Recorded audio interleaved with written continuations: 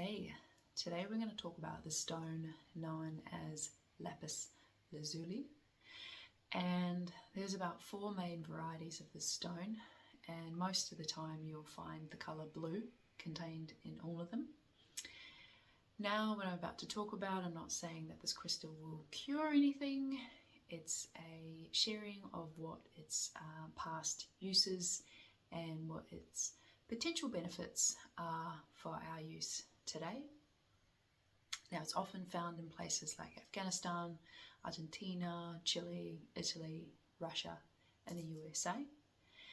And I've spoken about this before, and I'll remind us all again. We can work with stones without necessarily actually obtaining them and purchasing them and importing them, exporting them around the world. I'm actually holding an anointment oil.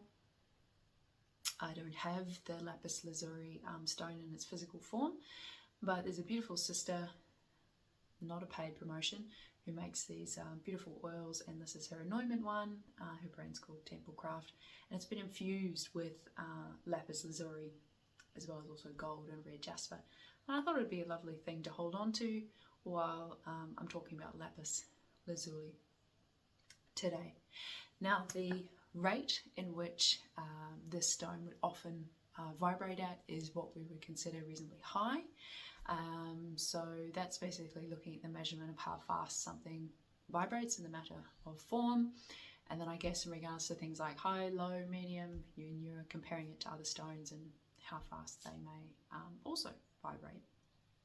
Now, the physiology of the body that the stone often works with is the respiratory system, the nervous system.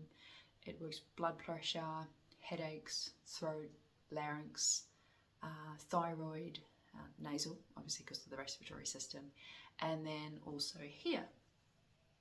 Now, if you're going to be cleansing such a crystal, often recommended cleansing techniques would be with the moon energy or other crystals.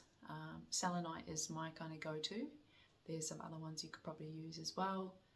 You can also visualize cleansing of the crystal, and it can handle short periods of time of being in water. So maybe it could be under some running water for 5 minutes. You might take it to a creek, waterfall. Tends to like clean water. I would probably be cautious if you're going to take it to the ocean, considering the salt content of the ocean, and I don't really know how the minerals in the stone react to such high levels of salt. Now, the energy centers of the body that this stone often works with is what we would call third eye, and also the throat, which is very telling. This area is often associated with the color blue, of course. Now, the planetary archetype that this stone is often associated with is good old grandfather Saturn, and the astrological archetypes it's often associated with is Sagittarius, Libra, Virgo, and Capricorn. So if you're wanting to work with some of those astrological archetypes, then this could be a stone to work with. The elements it's often associated with is the wind, and colors being blue, but also gold. You'll often see the Lapis Lazuli paired actually even with the element of gold, which is a same mineral that this one has been paired with, as well as the red jasper. So the potential benefits of working with this stone, talking about the physicality of the body, very much what I said earlier in regards to the physiology, but also it can work with infections and your immune system. It can also be quite good for eye health and insomnia as well, so it could help with sleeping patterns. Now, in regards to the emotional well-being of a person, it can help with alleviating stress, providing inner peace. It can also help with memory, so that's probably more of a mind thing. It can also make you feel quite grounded, help you ground into the body, and it can also be quite good with expression. When we're thinking about the color blue and the throat, it's often associated with the exploration of expression. Now, when we're getting into more of the metaphysical elements of the stone and what it can help with within the human body, we're looking at things like awareness, balance, wisdom, true love, and transition.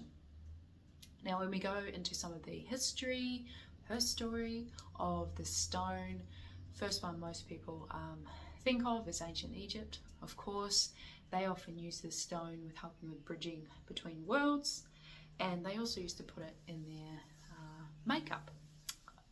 Usually, if you were of a particular class, that you would be able to do that. Sumerians, you look at the Epic of Gilgamesh, talks a lot about the power of Lapis Lazuli. And there you can also see biblical references to Lapis Lazuli. It's often associated with like the high priest, spiritual wisdom. The Greeks used it as well, and so did the ancient Chinese. And what you'll find is a common theme amongst all of those groups of peoples, of humans, is that it was all used in particular rituals and ceremonies of some sort, some kind of variety in amongst all of those peoples. So another thing that I found quite interesting with Lapis Lazuli is that it can be paired with actually a lot of other different stones. So you may want to experiment around and see what other stones like to work with Lapis Lazuli, what other kind of effects that you may feel, experience, see with pairing this stone with another one. And if you've got any questions, you're welcome to leave that in the comment section down below. And if you have any particular stones that you would like me to cover in a future vlog, also let me know as well, and I'll see you in the next vlog.